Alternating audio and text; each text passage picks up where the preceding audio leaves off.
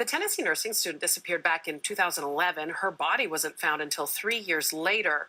Police say she had been raped before she was killed. Zachary Adams stands trial now for her death. Defense attorney Sara Azari joins me now with more about what we can expect from Adams' attorneys, because, of course, you know, the prosecution expecting to call its final witness. I mean, it's just been a mess, this whole thing. And the fact that her body wasn't found for so long, and just terrible, a terrible story altogether.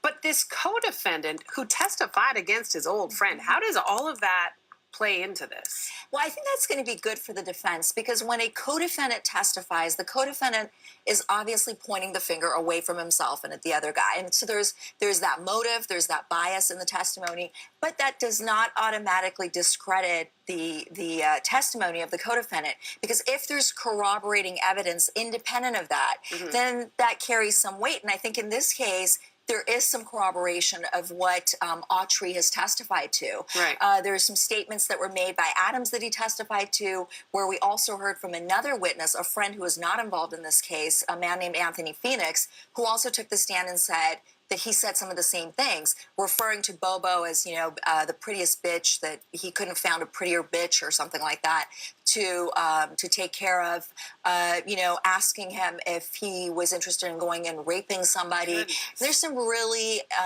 bad statements that were made by Adams that more than the co-defendant has testified to.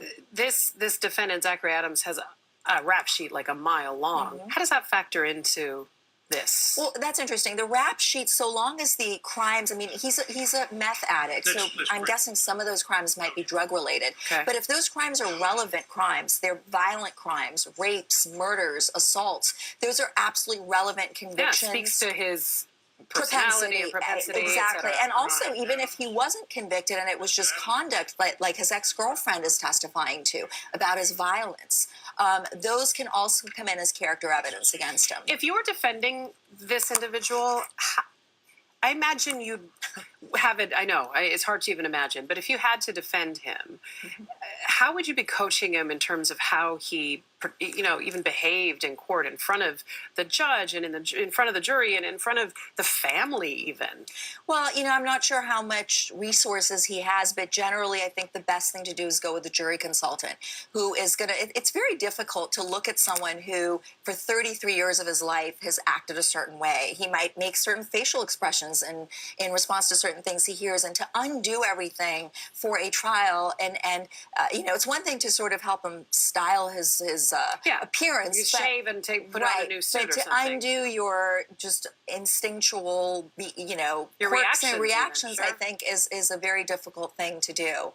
But yeah, I think this is an interesting case. I think there was a shoddy investigation. I think the defense is going to use that in their case, because they, for the longest time, had the wrong guy. They had that guy, Terry Britt. And I think defense is going to come out and say, well, who's to say you don't have the wrong guy now? I mean, you know, you really didn't do your job. You didn't go to the crime scene, which was a barn near Bobo's house, until that barn was destroyed and it was gone. It was too late. Which, I got to tell you, it would just be so devastating for this family if justice isn't served here. Absolutely. I mean, the fact is they're already having to deal with the fact that their daughter is gone and is not coming back. But to have to see justice not served, I mean, it would just be so devastating. This is a death penalty case. Correct. But if he's convicted, doesn't automatically mean that he will. No, absolutely not. Death penalty is a separate phase after the guilty verdict. And in Tennessee, because the death penalty laws vary state by state. Yes. And so in Tennessee, a conviction for first-degree murder does invoke the death penalty,